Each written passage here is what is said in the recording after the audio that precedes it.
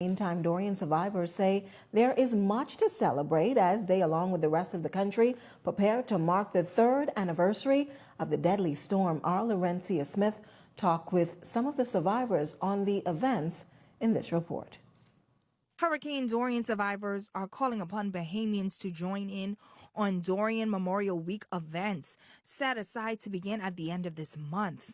Baronet Thomas, who was separated from her entire family during the monster storm, says she sees herself in a different light following Dorian.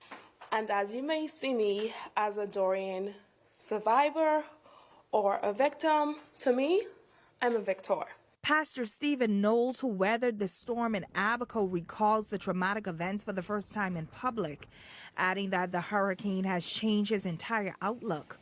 Knowles, who's a volunteer fireman, further shared that he remained in Abaco to assist with the recovery efforts, but it placed a mental and physical toll on him. Weeping in the street. A doctor who had flown in with some psychiatrists found me in the street weeping, and they said, "You can't stay here. You need to go quickly because you are on the edge of going over." They put me on a ship, saw the track. I ended up going to, I had to go in for a couple of days for quarantine, saw the doctor, and then they took the shoes off, and then that's when I realized my foot was in trouble. Fast forward the track to save my left feet.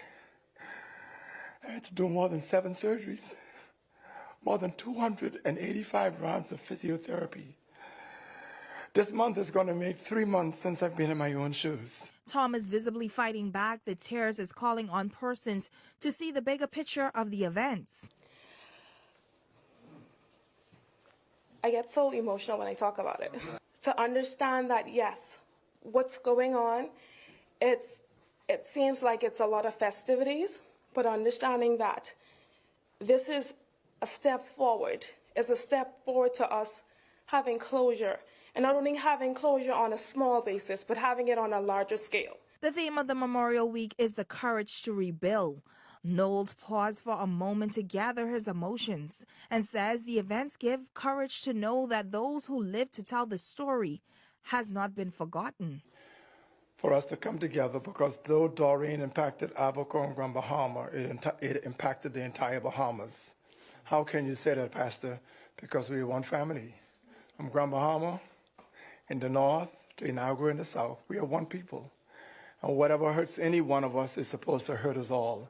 This is a great time for us to celebrate the fact that someone I saw on Facebook, they was asking, how could you call this a celebration? I say, yes, it is. Yes, it is. 1,000 times it is. We celebrate the fact that a lot of us didn't die. Laurencia Smith, Eyewitness News.